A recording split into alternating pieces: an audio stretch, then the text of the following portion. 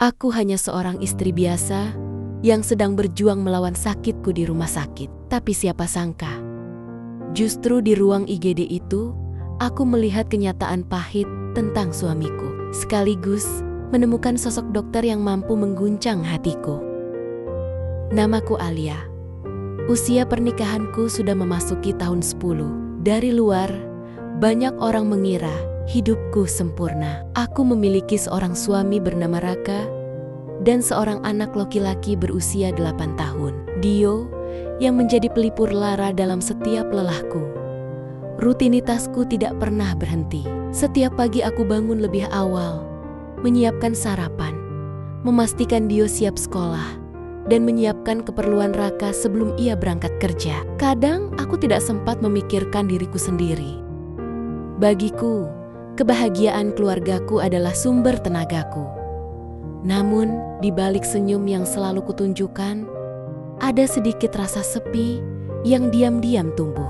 Raka semakin jarang bercengkerama denganku. Sepulang kerja, ia lebih sering sibuk dengan ponselnya atau terlelap di sofa tanpa banyak berbicara.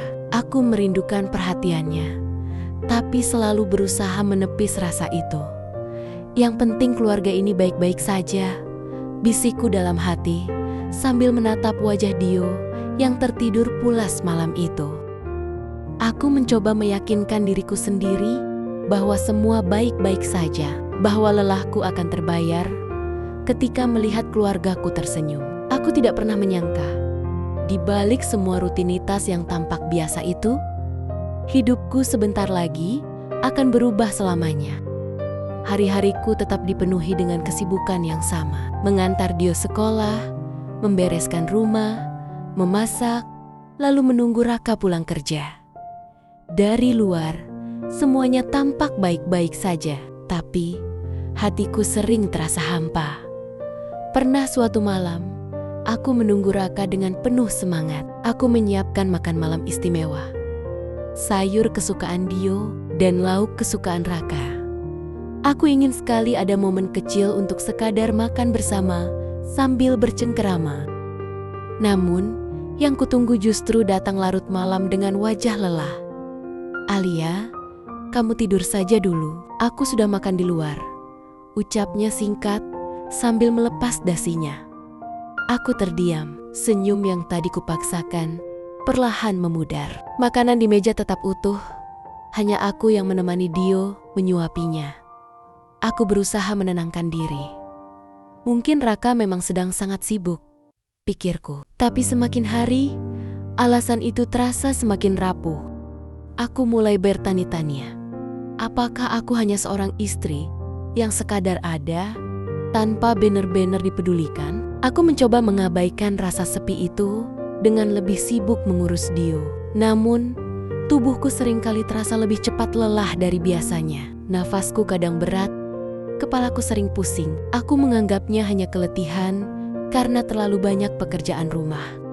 Aku tidak tahu bahwa rasa lelah itu bukan sekadar keletihan biasa, melainkan tanda awal dari badai besar yang akan segera menimpa hidupku. Hari itu, sore menjelang malam, aku sedang menyiapkan makan malam sederhana untuk Dio. Bau tumisan bawang memenuhi dapur, tapi kepalaku terasa semakin berat. Keringat dingin menetes di pelipis. Padahal aku tidak sedang kepanasan. Nafasku terasa terengah, seolah ada beban besar menekan dadaku. Aku berusaha bertahan, memaksakan diri untuk tetap berdiri. Sedikit lagi Alia, sedikit lagi, kamu pasti bisa, gumamku dalam hati. Tapi tubuhku tak lagi menurut. Pandanganku berkunang-kunang, suara Dio yang memanggilku terdengar jauh. Semakin jauh, hingga akhirnya semuanya gelap. Ketika samar-samar aku membuka mata, aku mendengar suara panik Raka bercampur dengan tangisan Dio. Aku dibopong dengan tergesa, dibawa ke rumah sakit. Dalam kondisi setengah sadar, aku hanya bisa merasakan dinginnya udara malam dan bunyi langkah tergesa orang-orang di sekitarku. Bu, tolong kuat ya, tolong jangan tinggalkan Dio. Itu suara Raka, terdengar cemas. Tapi kesadaranku kembali menghilang, tenggelam dalam kegelapan. Aku tak tahu apa yang akan menantiku ketika kembali membuka mata. Yang ku tahu, sejak malam itu, hidupku tidak lagi sama. Cahaya putih menyilaukan mataku. Ketika aku perlahan sadar, aku terbaring di ranjang rumah sakit. Selang infus menempel di tanganku, di sekelilingku hening. Hanya terdengar bunyi alat medis yang berdetak teratur. Jantungku berdegup lebih cepat. Takut-takut, bingung, dan merasa begitu rapuh. Ketika aku mencoba menggerakkan tangan, seseorang mendekat. Sosok pria dengan jas putih, wajah teduh, dan mata yang penuh ketenangan. Ia tersenyum hangat, lalu berkata lembut, "Syukurlah, Ibu sudah sadar. Nama saya Dr. Arman. Saya yang menangani Ibu sejak tadi malam. Tenanglah, sekarang Ibu sudah dalam kondisi stabil." Suara itu, entah mengapa, terdengar berbeda. Ada ketulusan yang membuatku ingin percaya, membuatku merasa tidak sendirian. Aku menoleh mencari Raka, tapi ternyata hanya ada Dio yang tertidur di kursi samping ranjang. Raka tidak terlihat di ruangan itu. Perasaan hampa kembali menyelimutiku. Tapi Dr. Arman tetap berada di sisiku, memantau kondisiku dengan penuh kesabaran. "Alia, Ibu tidak boleh terlalu memaksakan diri. Tubuh butuh istirahat. Mulai sekarang, biarkan orang lain juga menjaga Ibu," ucapnya lembut. Seakan ia tahu beban yang kupikul selama ini. Air mataku menggenang tanpa bisa kutahan. Bukan karena sakit di tubuhku, tapi karena kata-kata sederhana itu menyentuh ruang kosong di hatiku yang selama ini tak pernah benar-benar dipedulikan. Dan sehak saat itu, aku merasa ada sesuatu yang berbeda. Pertemuan dengan Dr. Arman seolah menjadi awal dari perjalanan yang tak pernah kubayangkan sebelumnya. Hari-hari berikutnya di rumah sakit terasa panjang. Tubuhku memang mulai membaik, tapi hatiku semakin kosong. Raka jarang datang menjenguk. Sekalipun datang, ia hanya sebentar, lalu pergi dengan alasan pekerjaan menumpuk. Kadang aku mencoba memahami, tapi hatiku terluka. Bagaimana mungkin di saat aku terbaring rapuh, orang yang seharusnya paling dekat justru begitu jauh. Sebaliknya, Dr. Arman selalu hadir. Ia bukan hanya datang untuk memeriksa kondisiku, tapi juga menyapaku dengan ramah, menanyakan perasaanku, bahkan sekadar mendengarkan ceritaku. Kehadirannya membuat ruang rawat yang dingin itu terasa lebih hangat. "Alia, tubuh bisa sembuh dengan obat, tapi hati hanya bisa sembuh dengan ketenangan," katanya suatu sore sambil tersenyum lembut. Kata-kata itu menghujam tepat ke dalam hatiku. Aku menunduk, mencoba menyembunyikan air mata yang hampir jatuh. Rasanya aneh aku tidak pernah mendapatkan perhatian seperti itu dari Raka. Malam harinya, aku menatap kosong ke arah pintu kamar, berharap Raka datang. Tapi yang kutunggu tidak kunjung tiba. Justru bayangan wajah teduh Dr. Arman yang terus terlintas di benakku. Aku mulai sadar, luka yang kurasakan bukan hanya karena tubuhku yang sakit, melainkan karena hatiku perlahan kehilangan tempat berpulang. Setiap kali Raka datang, suasana terasa hampa. Ia lebih sering sibuk menatap layar ponselnya daripada menatap wajahku. Kadang ia bahkan tidak menyapaku panjang, hanya sekadar, "Bagaimana perasaanmu hari ini?" Lalu pergi lagi sebelum aku sempat menjawab dengan jujur. Sebaliknya, setiap kali Dr. Arman masuk ke ruang rawat, hatiku seperti menemukan napas baru. Ia memperhatikan dengan sungguh-sungguh, seakan-akan kehadiranku berarti. Ketika ia memegang pergelangan tanganku untuk memeriksa nadi, ada kehangatan yang sulit kujelaskan. Aku tahu perasaan ini salah. Aku masih istri Raka. Aku masih ibu dari Dio. Aku tidak boleh membiarkan hatiku goyah. Tapi semakin aku berusaha mengabaikan, semakin kuat rasa itu tumbuh diam-diam. Pernah suatu sore, setelah memeriksa kondisiku, Dr. Arman menatapku dalam hening. "Alia, jangan terlalu banyak memendam. Kadang tubuh jatuh sakit, karena hati terlalu lelah menahan semuanya sendirian. Kalimat itu membuat pertahananku runtuh. Air mata mengalir tanpa bisa ku cegah. Dan untuk pertama kalinya setelah sekian lama, aku menangis bukan karena kesepian, tapi karena ada seseorang yang benar-benar mengerti perasaanku. Malam itu, aku berbaring dengan gelisah. Di satu sisi, aku merasa bersalah pada Raka. Tapi di sisi lain, aku tidak bisa menolak kenyataan. Hatiku mulai menemukan kenyamanan pada sosok dokter yang bahkan baru ku kenal. Beberapa hari, aku berada di persimpangan yang menyesakan. Dan aku tahu, cepat atau lambat, aku harus memilih. Hari itu, Raka akhirnya datang ke rumah sakit. Setelah beberapa hari, hanya mengirim pesan singkat. Aku menyambutnya dengan harapan kecil. Semoga kali ini ia mau duduk sebentar, menemaniku, sekadar menanyakan kabar dengan tulus. Namun, yang terjadi justru sebaliknya. Kenapa kamu kelihatan semakin lemah? Bukannya seharusnya sudah lebih baik? Jangan-jangan kamu terlalu manja di sini, katanya dengan nada datar.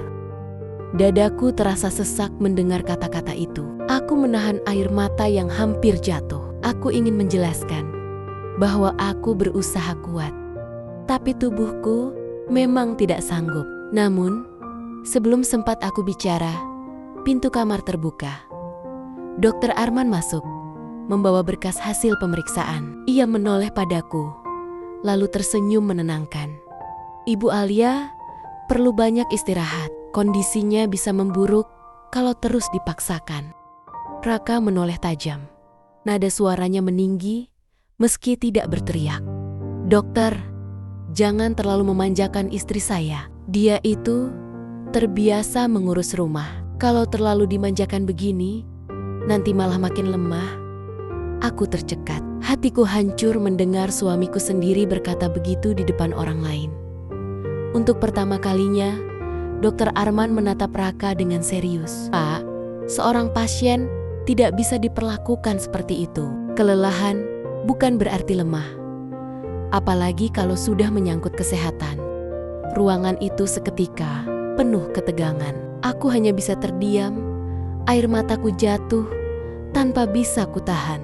Di antara dua pria itu, aku merasa begitu kecil, namun sekaligus menyadari sesuatu.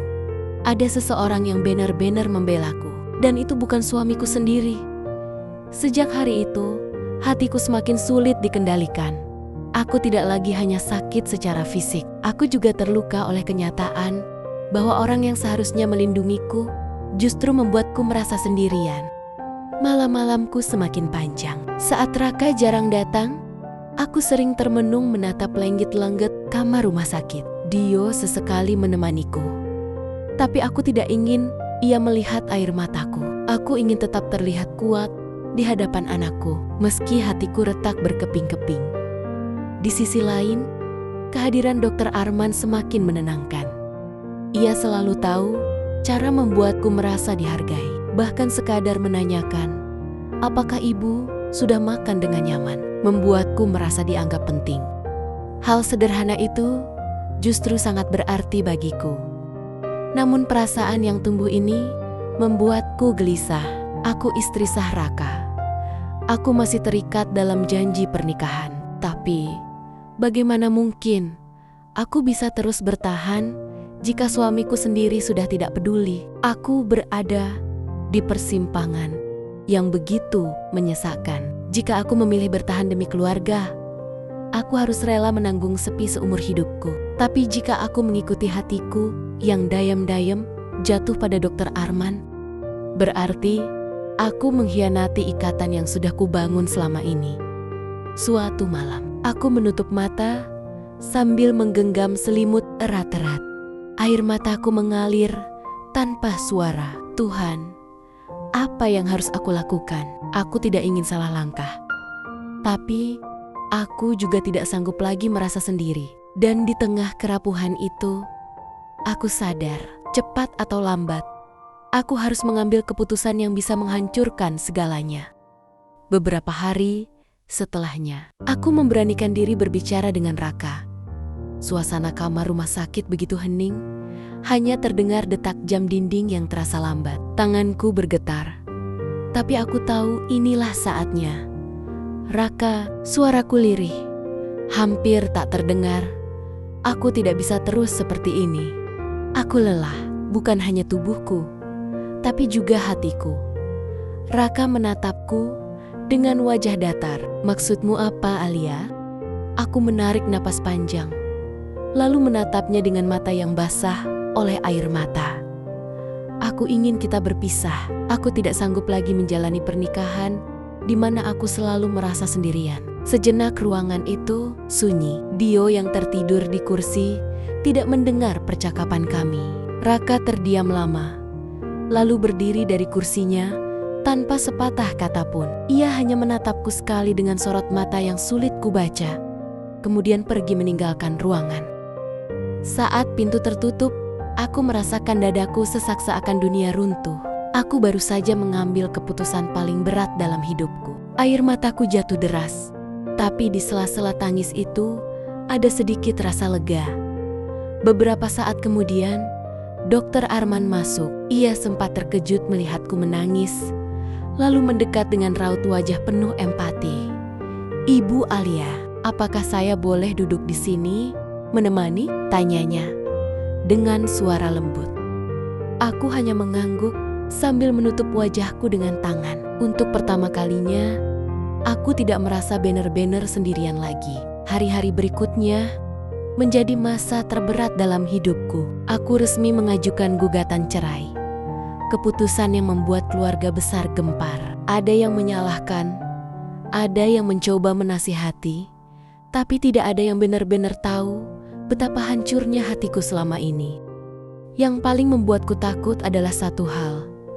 Dio, aku tidak ingin keputusanku membuat anakku kehilangan kasih sayang. Raka sempat bersikeras ingin membawa Dio bersamanya, membuatku semakin resah. Di tengah semua itu, Dokter Arman tetap hadir dengan ketulusan yang tidak pernah kuduga. Ia tidak pernah menyinggung soal perasaanku padanya, tidak juga mencoba mendekatkan diri secara berlebihan. Ia hanya hadir, menguatkanku dengan cara paling sederhana, mendengarkan. Suatu sore, ketika aku hampir menyerah, ia berkata lembut, "Ibu Alia, jangan takut melangkah. Anak selalu lebih bahagia melihat ibunya tersenyum daripada melihat ibunya bertahan dalam luka." Kalimat itu seperti cahaya yang menembus kegelapan. Aku semakin yakin untuk memperjuangkan Dio.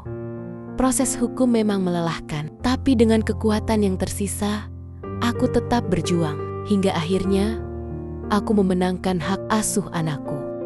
Hari itu aku menangis seadeh-adehnya, bukan karena sedih, tapi karena merasa diberi kesempatan baru. Aku memeluk Dio erat-erat. "Kita akan baik-baik saja, Nak, Mama janji," bisikku sambil terisak. Dan di ujung rasa lelah itu, aku melihat senyum teduh Dokter Arman. Senyum yang tak pernah memaksaku, hanya menemani dari kejauhan. Tapi justru di sanalah aku menemukan secercah cahaya baru. Beberapa minggu setelah kepulanganku dari rumah sakit, aku mulai menjalani hidup baru sebagai seorang ibu tunggal. Rasanya aneh, sepi, kadang menyergap. Namun ada kebebasan yang selama ini tak pernah kurasakan. Aku bisa tertawa lepas bersama Dio tanpa harus khawatir dimarahi karena terlalu berisik. Aku bisa menangis tanpa harus menutupi wajahku. Suatu sore, tanpa kuduga, Dokter Arman datang berkunjung. Ia membawa sekeranjang buah dan senyum hangat yang begitu khas. Dio langsung menyambutnya riang, seolah sudah lama mengenal sosok itu. Aku hanya bisa terdiam, menahan perasaan yang bercampur aduk. "Alia," ucapnya pelan. Ketika kami duduk di teras rumah, "Aku tahu hidupmu baru saja melewati badai besar. Aku tidak ingin terburu-buru, tapi izinkan aku tetap berada di sisimu, bukan sebagai doktermu, tapi sebagai seseorang yang ingin memastikan kamu dan Dio tidak pernah merasa sendirian lagi." Hatiku bergetar. Aku tidak menyangka pria setenang dia akan mengungkapkan sesuatu yang begitu tulus. Air mataku kembali jatuh, bukan karena luka, melainkan karena harapan baru yang mulai tumbuh. Aku menatapnya sambil berbisik. Aku takut, dokter, aku takut. Membuka hati lagi. Tapi entah kenapa, setiap kali kamu ada di dekatku, aku merasa kuat. Sore itu, di bawah langit yang mulai berwarna jingga, aku menyadari bahwa cinta bisa datang di saat yang paling tidak terduga. Dan kali ini, cinta itu hadir bukan untuk melukai, melainkan untuk menyembuhkan.